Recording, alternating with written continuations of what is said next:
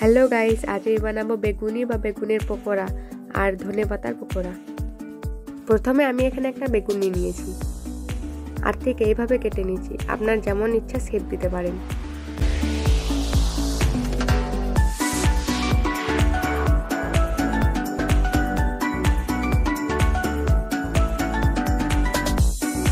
আমার বেগুনগুলো সব কাটা হয়ে গেছে। এবার বেগুনগুলো আমি ধুয়ে একটা বাটির মধ্যে নিয়ে নিয়েছি। তার মধ্যে 2 চামচ লবণ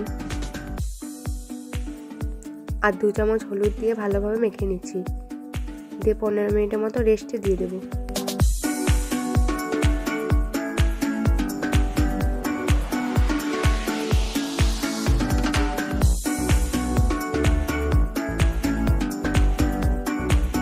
বেগুনটা ওইদিকে 15 মিনিট রেস্টে থাক, তা করতে আমি এইদিকে বেসনটা গুলে নিচ্ছি।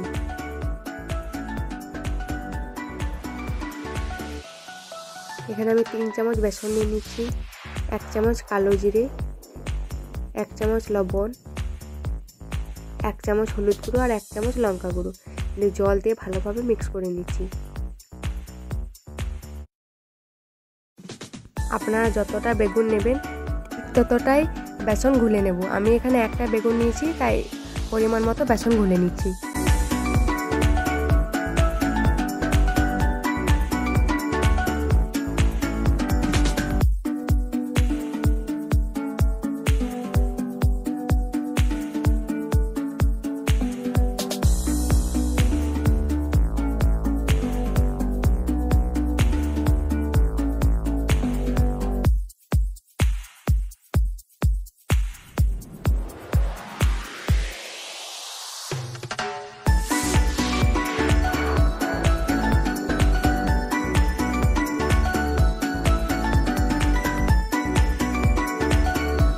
ঠিক এইভাবে বেসনটা গুলে নেব, খুব পাতলাও নয় খুব ঘনও নয়।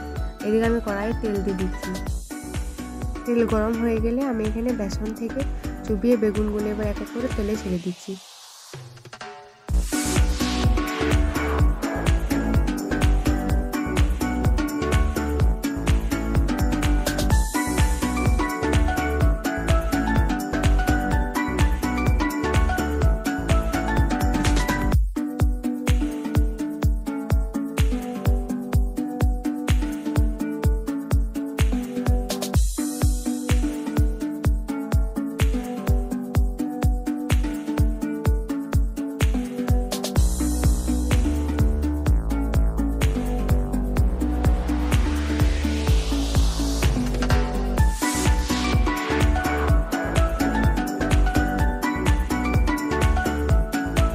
এরকম ভাবে উল্টে পাল্টে লাল লাল করে ভেজে নিতে হবে।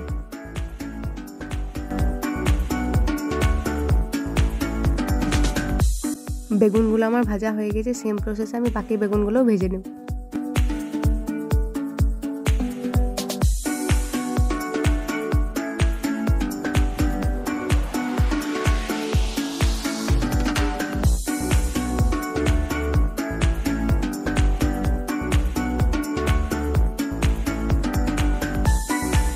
সব বেগুন ভাজা হয়ে গেছে। এবার আমি ধনেপাতা পকোড়াগুলো করে নেব। বেগুনির বেসনের ওই সেম ব্যাটারে আমি ধনেপাতা পকোড়াগুলো ভেজে নেব।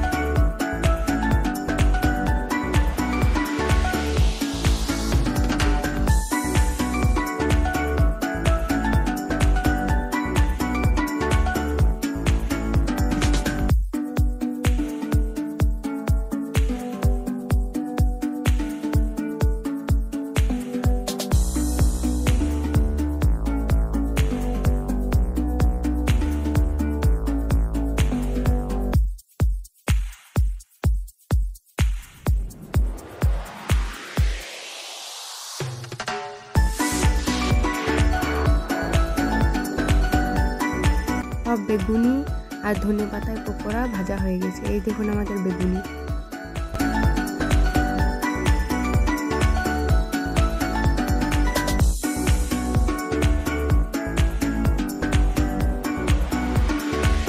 এই তো আমাদের ধনেপাতার পকোড়া আর বেগুনি। সন্ধ্যায় চায়ের সাথে এরকম বেগুনি আর ধনেপাতা পকোড়া থাকলে আর কি চাই। জাস্ট অসাধারণ হয়েছিল খেতে। আপনারাও বাড়িতে বানিয়ে দেখবেন আর আমাকে কমেন্টে জানাবেন। থ্যাংক ইউ, সাবস্ক্রাইব করে দিবেন।